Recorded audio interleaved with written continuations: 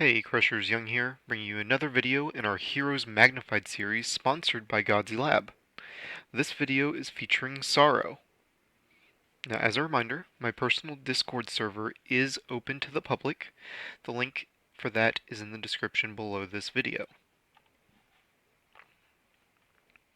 Now, Sorrow is the first major DPS-centric hero for most players, and it's no surprise as to why.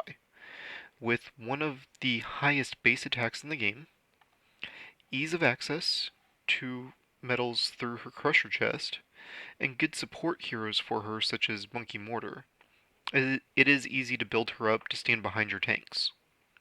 Purchasing Sorrow's Crusher chest has the added benefit of including other valuable heroes including Scud, which makes farming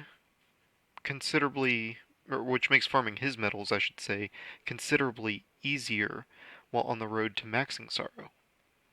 The general recommendation currently is to purchase to Tier 3 or Tier 4 of Sorrow's Crusher chest when her events come around.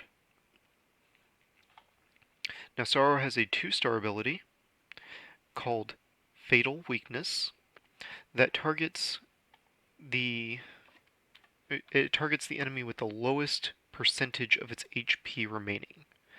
The wording on this was a bit ambiguous, so I hopped onto the main Discord, and Nofin and Firecorn were able to offer clarification, which included that these shots can be body blocked, meaning that a tank in front is more likely to be hit by this because it might block the shot with its body.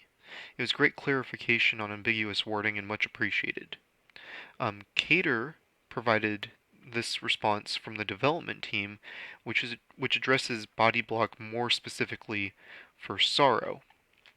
And in that he put, if the target is alive, nobody will block. If the target is dead, the projectile will continue until it hits a body. And so that's how body block works in relation to Sorrow. Now, regarding how she does and how she performs, PK3 and Medev have ranked Sorrow as an A-rank hero, which is something I would also agree with. She is a solid starter DPS hero, and easy to get medals for her as you grow. What holds her back from moving into S tier is that she is a single target DPS hero, meaning she lacks AoE. With a lack of AoE, she is unable to handle large groups, but she can handle dealing a large amount of damage one hero at a time.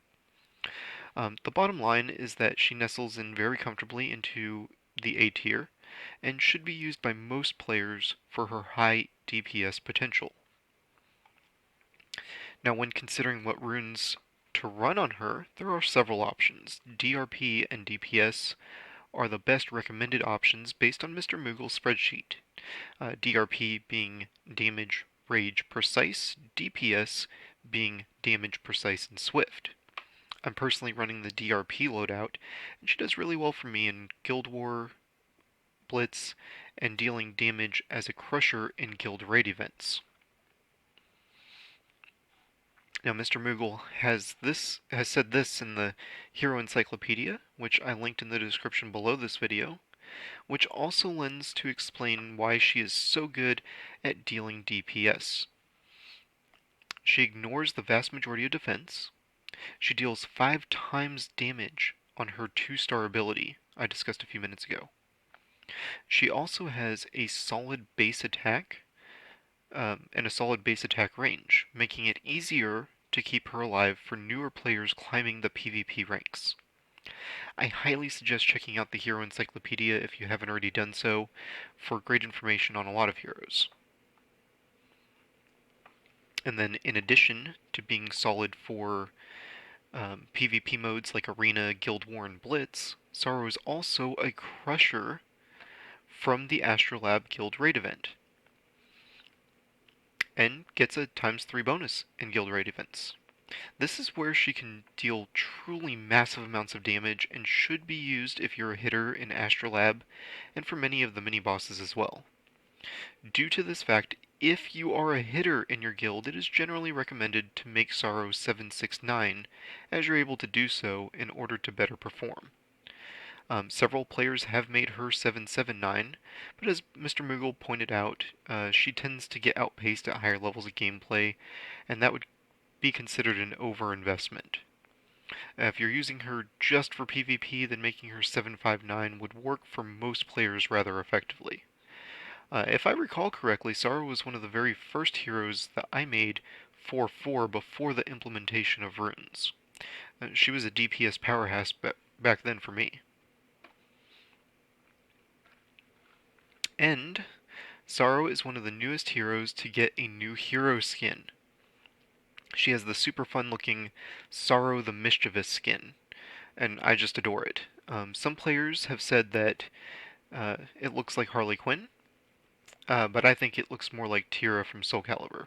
Let me know what you think in the comment section below. Unfortunately, though, you can't really appreciate the skin if you've purchased it and upgraded her weapon. This is because the graphic for the weapon is superimposed over the top of her and prevents you from really seeing the change.